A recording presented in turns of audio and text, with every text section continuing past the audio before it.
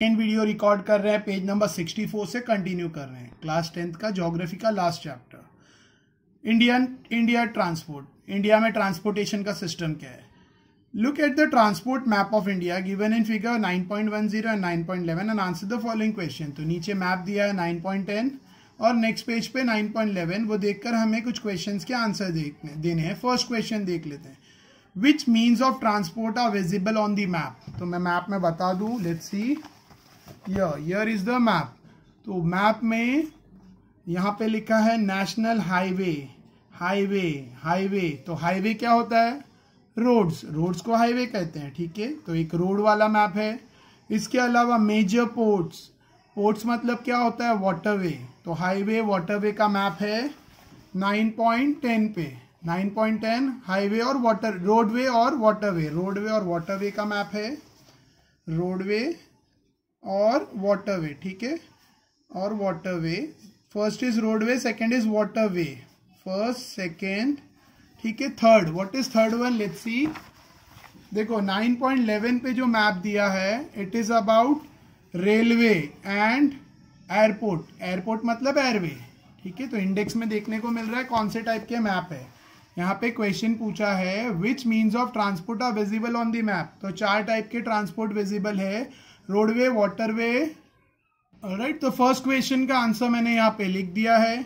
Roadway, waterway, railway और airway, ये 4 type के ट्रांसपोर्टेशन अवेलेबल है on map 9.10 and 9.11। Next question दिया है in which part of India is the density of railway more. तो ये रेलवे का क्वेश्चन है, रेलवे 9.11, तो इसमें रेलवे का मिलेगा। Will see the answer of railway. India के कौन से हिस्से में रेलवे बहुत ज्यादा देखने को मिलेगी, ठीक है। रेलवे तो यहाँ पे दिख रहा होगा, it's clear to you all. ये साइड पे रेलवे, देखो ये रेलवे ट्रैक्स है, इंडेक्स में दिया है क्लियर। रेलवे के लिए ऐसा सिंबल यूज किया, दिस इज फॉर रेलवे। तो रेलवे की डेंसिटी देखो, ये हिस्से में रेलवे की डेंसिटी बहुत ज्यादा है। ये कौन सा पार्ट है? नॉर्थ, ठीक है।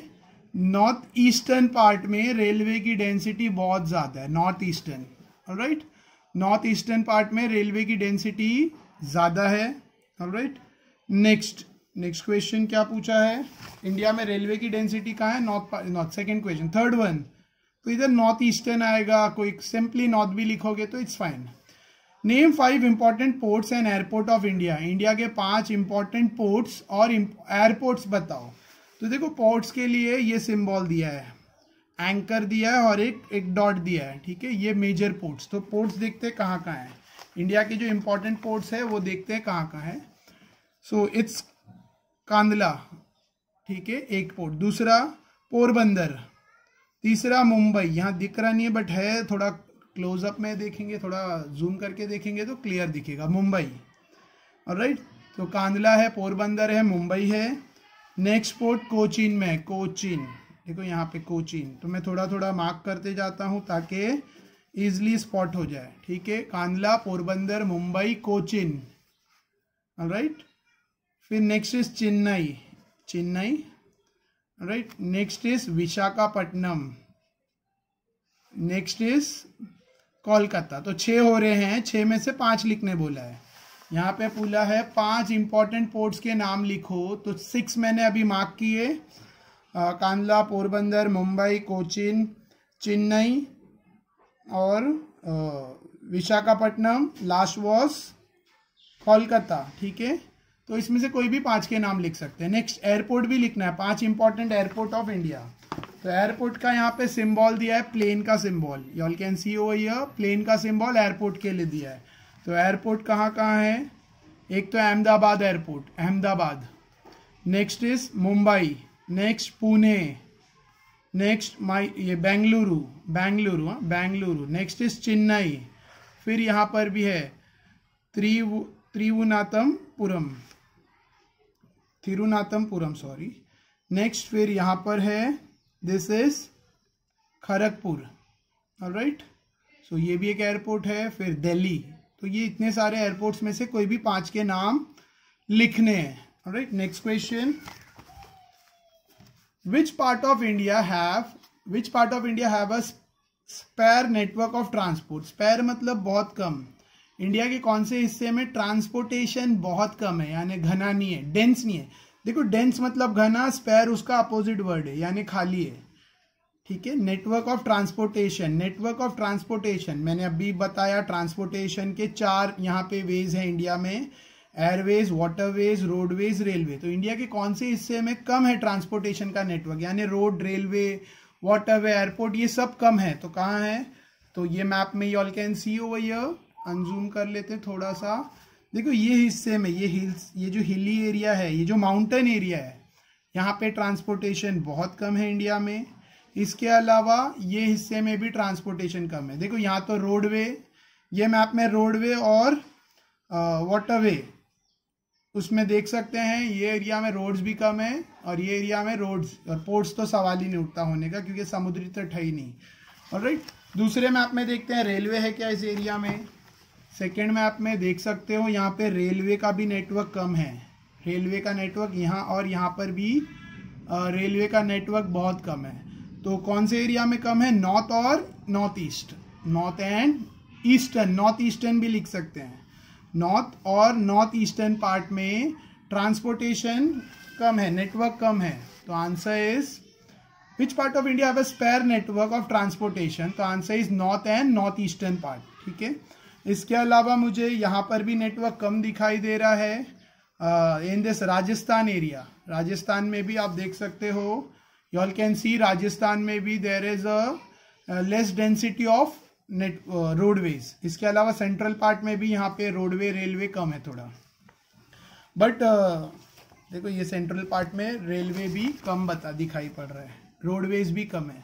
तो सेंट्रल पार्ट है इंडिया का, नॉर्थर्न पार्ट है, और this is north eastern part as well as Rajasthan. Alright, अगर ये सब नहीं लिखना है तो शॉर्ट में लिख सकते हैं north and north eastern part. North and north eastern part में नेटवर्क की डेंसिटी, ट्रांसपोर्ट का नेटवर्क स्पैज है, ठीक है। What would be the reason, इसकी वजह क्या है, वजह सिंपल है, क्या वजह, यहाँ पे हिली एरिया है, हिली एरिया है, कहीं पे फॉरेस्ट की वजह से नेटवर्क कम है, ठीक है। सो ये वजह है, ये दो, ये hilly area, mountainous region, Himalayan mountain, इसके लिए। Alright, next, so next topic geographical explanation. Map 9.10 और 9.11, फिगर 9.10, 9.11 पे जो क्वेश्चंस थे 5 हमने कर लिए। नेक्स्ट, ज्योग्राफिकल एक्सप्लेनेशन क्या है, as compare to Brazil, India has a denser network of transport. Brazil से मुकाबले, ब्राजील से कंपेयर करने पर इंडिया के पास, इंडिया में घना नेटवर्क है ट्रांसपोर्टेशन का, मतलब ब्राजील से कहीं ज़्यादा ट्रांसपोर्टेशन का नेटवर्क इंडिया में है। About 85% of passenger and 70% of freight traffic are carried by road every year, ठीक है। देखो 85% पैसेंजर्स मतलब लोग, इंसान, ठीक है। 85% पैसेंजर्स का ट्रैफिक और 70% गुड्स, फ्रीट मीन्स गुड्स, सामान, ठीक है, जो सामान यहाँ से वहाँ पहुँचाया जाता है, ये सारा पैसेंजर और चीज़ों का जो ट्रैफिक है, ट्रैफिक मतलब जो मूवमेंट है, ठीक है, ये किसके थ्रू ट्रांसपोर्ट होता है, रोड के थ्रू, यानी रोडवे के through. Alright, next, freight and passenger transport had been facilitated due to development of railway. इसके अलावा गुड्स का और पैसेंजर्स का ट्रांसपोर्टेशन बढ़ा है, किसकी मदद से, रेलवे बनने की मदद से, रेलवे आने की मदद से गुड्स का ट्रांसपोर्ट और लोगों का ट्रांसपोर्टेशन में और सहूलियत हुई है। Railway are important for the growth of Indian economy. देश की आर्थिक बढ़ोतरी के लिए रेलवे बहुत इंपॉर्टेंट है।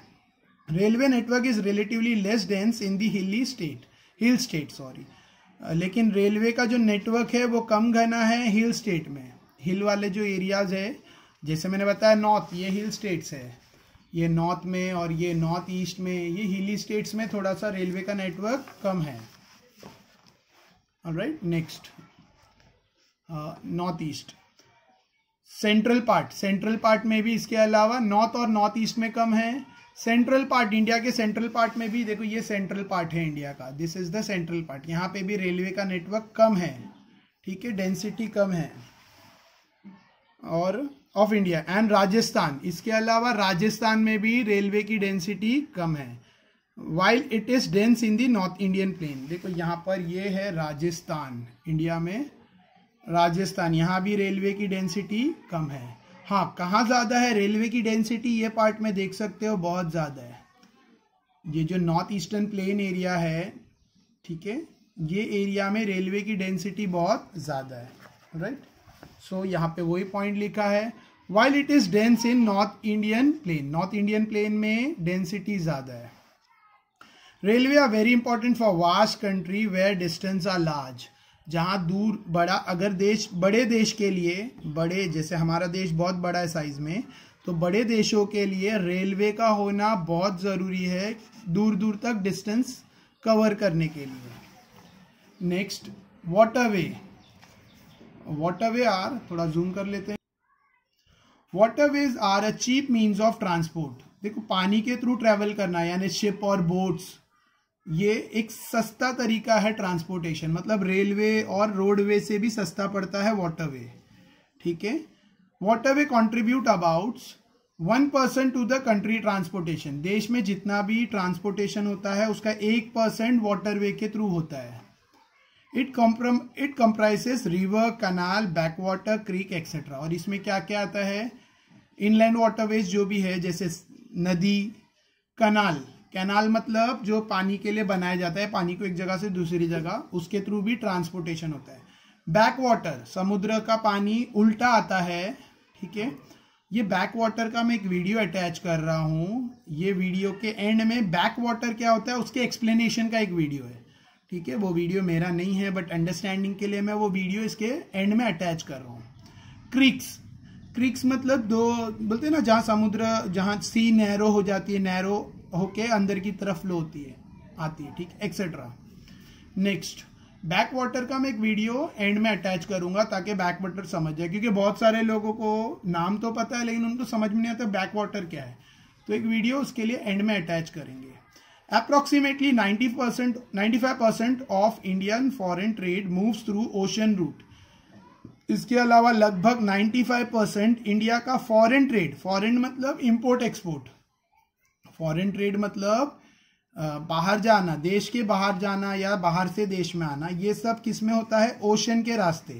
ये भी वाटरवे है, ये भी वाटरवे है, नदी के थ्रू, अंदर ही अंदर नदी के थ्रू जो ट्रांसपोर्टेशन हो रहा है, नदी, कैनाल, बैक वाटर, क्रीक्स, ये तो देश के अंदर का है, मतलब स्टेट्स के बीच में हो या देश कोई सिटीज के या ऐसा इंटरनल है, बट ये एक्सटर्नल है, फॉरेन है।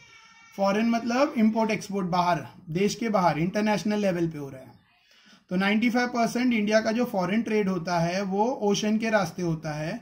Apart from international trade, this are also use for purpose of transportation between the islands and the rest of the country. Foreign trade के अलावा ओशन के रास्ते, समुद्री रास्ते, ओशन के रास्ते यूज होते हैं, ठीक है। कहाँ, आइलैंड्स पर ट्रांसपोर्टेशन के लिए, यानी इंडिया आइलैंड्स जो ऐसे हमारे देश का आइलैंड है, अंडमान निकोबार, फिर लक्षद्वीप आइलैंड, तो उसमें भी कुछ ट्रांसपोर्टेशन ये ओशन के थ्रू होगा, ओशन रूट मतलब रास्ता, रूट मीन्स वे, और देश के दूसरे स्टेट्स में। जैसे फॉर एग्जांपल देना चाहूंगा मैं, एग्जांपल के लिए बताऊंगा, जैसे मुंबई से कुछ सेंड करना है, मुंबई से कुछ सेंड करना है, सपोज कोचीन, तो यहाँ पे कोचीन है, ठीक है, यहाँ पर कोचीन का पोर्ट है जो दूसरे मैप में देखने को मिलेगा, तो मुंबई से वो यहाँ पर ट्रांसपोर्ट होगा, ठीक है, बाय दिस, इसको कहते हैं ओशन के रास्ते, ओशन के थ्रू। Next, as compare to Brazil, airway in India are more develop and the use of internal airway is also increasing. Brazil के मुकाबले इंडिया में एयरवेज बहुत ज़्यादा अच्छा डेवलप है, मतलब इतना ब्राज़ील में डेवलप नहीं है। इसके अलावा इंडिया में एयरवे का इस्तेमाल बढ़ता जा रहा है। Airway means plane, by aircraft, alright. Next, always remember, तो ये रिमेंबर करने दिया है, याद रखो ये, the development of means of transport is an indicator of rapid progress of country. देश प्रोग्रेस कर रहा है, देश ऊपर, देश बोलते हैं ना, राइज हो रहा है, ग्रो हो रहा है, इकोनॉमिकली डेवलप हो रहा है, इसकी निशानी क्या है? ट्रांसपोर्टेशन का डेवलप होना, ट्रांसपोर्टेशन का जरिए बढ़ते जाना, ये एक चिन्ह है, एक निशानी है रैपिड प्रोग्रेस की, यानी तेजी से कामयाब होता जा रहा है देश। Next, try this. अच्छा, ये सारी चीजें रेड्यूस्ड है, गिव इट अ ट्राई, फिर नेक्स्ट ट्राई दिस भी रेड्यूस्ड है।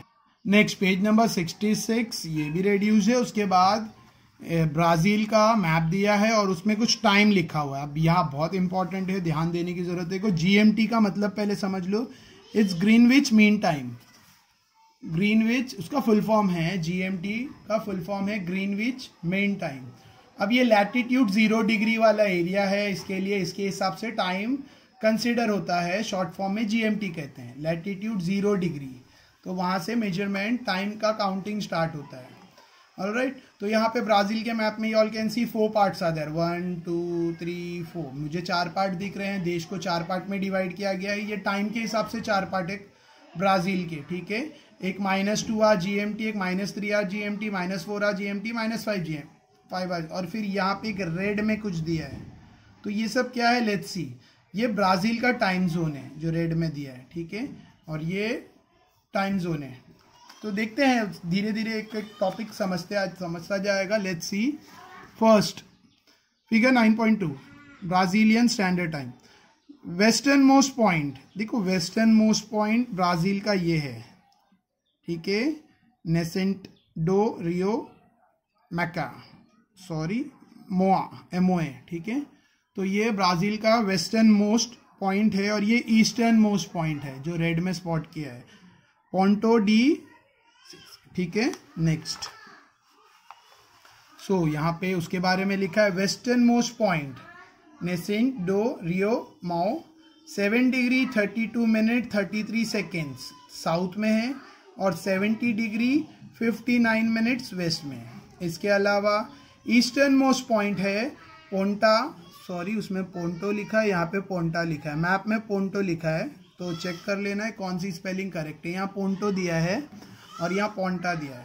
Ponta do 6 Paraiba 7 degree 9 minute 28 second south, 34 degree 40 seconds 40 minutes west. Alright, so ये लैटिट्यूड लॉन्जिट्यूड में, मतलब ये जो लोकेशन दिया है 2 जगह का, ये वाला वेस्टर्न मोस्ट पॉइंट है और ये वाला ईस्टर्न मोस्ट पॉइंट है। Next, read the above map in the figure 9.12 and answer the following question. Map को देखना है और कुछ क्वेश्चन का आंसर देना है। How many division can you see in the map? ये मैप में कितने डिवीजन दिखाई दिए? तो मैंने बताया 4 division. There are 4 division. Time zone के हिसाब से 4 डिवीजन है, 1 2 3 एंड 4। ऑलराइट, नेक्स्ट क्वेश्चन, तो यहाँ पे लिखना है there are 4 divisions. There are 4 division seen in the map. What do this division signify? ये डिवीजन क्या बता रहे हैं? तो ये डिवीजन बता रहे हैं कि ब्राजील का जो GMT है वो 4 पार्ट में डिवाइड है, मतलब ब्राजील में 4 टाइम है। सो ये डिवीजन क्या बता रहा है कि ब्राजील में 4 टाइम जोन है, 4 टाइम जोन है। In Brazil there are 4 time zone. Brazil में 4 टाइम जोन है, ठीक है, 4 डिवीजन है तो 4 टाइम जोन है। What does the term behind the GMT means? GMT से पीछे इसका मतलब क्या? मीन्स लैटिट्यूड 0 डिग्री से कितना पीछे? GMT का फुल फॉर्म में बता चुका हूं, ग्रीनविच मीन टाइम। तो इससे ब्राजील का जो टाइम है कितना पीछे? तो फर्स्ट जोन -2 आवर्स पीछे है, second zone -3 hours, third zone -4 hours और फिफ्थ जोन देखो यहां से आकर देखेंगे तो ये -2 hours, -3 hour, -4 hour, -5 hours behind है, पीछे है। Next, which part of Brazil is ahead of the others? कौन सा पार्ट कौन से पार्ट से आगे? तो यहां पे देख सकते हैं ईस्टर्न पार्ट्स, ठीक है, ईस्टर्न पार्ट वेस्टर्न पार्ट से आगे हैं। कितना आगे हैं? Let's see. Eastern part western part से अहेड है, आगे है, ठीक है। ईस्टर्न पार्ट ब्राजील का, सॉरी ईस्टर्न पार्ट यानी ये पोंटा डी, ये वेस्टर्न पार्ट नेसेंटी से आगे हैं। कितना आगे हैं? यहां पे दिया है, you all can C in the text book, 168 minute आगे हैं, ठीक है। ईस्टर्न जो एक्सट्रीम पॉइंट है वो वेस्टर्न एक्सट्रीम पॉइंट से 168 minute, that is 2 hours 48 minute आगे है। तो नेक्स्ट क्वेश्चन, थर्ड क्वेश्चन पूछा था कौन सा पार्ट किससे आगे है, तो eastern most point, eastern part is ahead than western part. by how many minutes is this part ahead of the other, तो by 168 minutes, 168 minutes ahead है। What does the red line in the map shows? Map में जो red line है वो क्या बता रही है, तो मैप में जो ये रेड लाइन है, y'all can see this red line, ये जो रेड लाइन है मैप में ये क्या बता रही है, तो ये जो रेड लाइन है वो बता रही है Brazilian time zone. Red line क्या इंडिकेट कर रही है, Brazilian time zone, alright, BRT भी बोल सकते हैं या Brazilian time zone. Red line बता रही है, या इंडेक्स में भी दिया है, जूम कर लेते हैं थोड़ा सा ताकि रीड कर सके, ब्राजीलियन टाइम जोन। नेक्स्ट देखो, मैं टेक्स्ट बुक में इतना वो जूम करके बता, उसकी वजह है कि बहुत सारे बच्चों ने बताया उनके पास टेक्स्ट बुक ही नहीं है, तो सर आप जब टेक्स्ट बुक से बताते हो तो हम लोग को टेक्स्ट बुक ओपन करने की जरूरत नहीं पड़ती। अच्छा, वीडियो अच्छा लग रहा है तो शेयर करो, अगर ये वीडियो अच्छा लग रहा है तो share it with all your friends, like करो, सब्सक्राइब करो चैनल को, एक्सेट्रा। बट सबसे पहले वीडियो को सारे अपने 10th वाले स्टूडेंट्स के साथ शेयर करो। ज्योग्राफिकल एक्सप्लेनेशन, अभी जो हमने मैप किया उस पर ज्योग्राफिकल एक्सप्लेनेशन देखते हैं। You will find that because of the vast longitudinal extent of the country, the difference between two extreme points is around 168 minutes. That is 2 hours 48 minutes. ठीक है, ईस्टर्न मोस्ट पॉइंट, कंट्री का size बहुत बड़ा है, longitudinal extent Brazil का बड़ा है, इसकी वजह से जो दो एक्सट्रीम पॉइंट है यानी वेस्टर्न मोस्ट और ईस्टर्न मोस्ट, इनके बीच में कितने का गैप है, 168 मिनट का गैप है, मतलब 2 hours 48 minutes का गैप है। There are different time zone in the country. देश में अलग अलग टाइम जोन है। Brazil has 4 time zone, Brazil में 4 टाइम जोन है। It is behind the GMT by 2, 3, 4 और 5 hours। GMT से 2 hours, 3 hours, 4 hours या 5 hours पीछे है। The red line in the map shows GMT -3, ठीक है, -03 time zone, which is considered to be the official Brazilian time, BRT। इसको official Brazilian time कहते हैं, BRT। ऑलराइट, तो ये जो रेड लाइन है ये GMT -03 टाइम जोन में पड़ती है, और ये BRT, इसे ब्राजीलियन टाइम जोन कहते हैं, BRT। It is 3 hours behind the GMT, और ये GMT से कितना पीछे है, 3 घंटे पीछे चल रहा है। ठीक है, देखो ये -3 इसमें काउंट होती है रेड लाइन। इसको ब्राजीलियन टाइम जोन कहते हैं, या ऑफिशियल ब्राजीलियन टाइम है ये BRT, Brazilian time, BRT। Next, development of communication in Brazil. Brazil में जो कम्युनिकेशन है, कम्युनिकेशन मतलब मोबाइल, मैं यहीं पे एंड कर रहा हूँ। जैसा कि यू कैन हियर, जैसा तुम लोग सुन सकते हो कि हमारे एरिया में वेडिंग और नासिक ढोल का आवाज़ आ रहा है। महाराष्ट्र नासिक ढोल is very famous. So video and कर रहा हूँ, और इसके बाद वो बैक वाटर का एक वीडियो है, जस्ट वॉच इट। और नेक्स्ट वीडियो में will continue from development of communication in Brazil. Thank you. अभी हमें केरला के बीच में, एलेपी के पास। लोग बहुत कहते हैं केरला में बैक वाटर बहुत फेमस है, बैक वाटर बहुत फेमस है, बट बैक वाटर एग्जैक्टली होता क्या है वो यहाँ पे हमें दिखेगा आज। ये है बीच, जहाँ से लहरें आ रही हैं, बहुत तेज लहरें चल रही हैं, पानी बहता हुआ आ रहा है।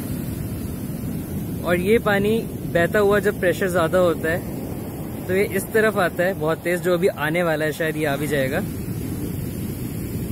यही सी वाटर इधर आता है और ये इकट्ठा होता है दूसरी तरफ, और दूसरी तरफ जो है वो एक लेक जैसी बन जाती है। ये देखो यहाँ पे इकट्ठा हुआ, उधर से आते हुए ये फिर से आया प्रेशर से, इस तरफ गया, और बहुत सा पानी का ऐसा पार्ट होता है जो वापस नहीं जाता है और इधर एक लेक जैसी बना देता है जिसमें इकट्ठा हो जाता है। और यही पानी आगे तक पूरे केरल में फैला हुआ है इसी तरह से, सी वाटर पीछे की तरफ जाते हुए, जिसे बैक वाटर कहा जाता है, क्योंकि ये समुद्र का पानी जो पीछे की तरफ आया है और वापस नहीं गया। हमारे ऊपर से होते हुए पानी गया है अभी, पैर के ऊपर से, और ये उधर चला गया बैक वाटर बना दिया इसने।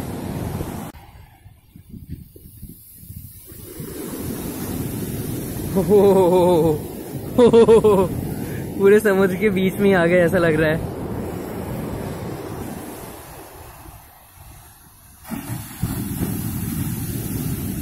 इतनी बढ़िया लहरें, और इसीलिए बैक वाटर का पानी शायद कभी खत्म नहीं होता है, क्योंकि कंटिन्यूअसली ये पानी पीछे जा रहा है, मिक्स हो रहा है, और पीछे देखो कितना शांत है बैक वाटर।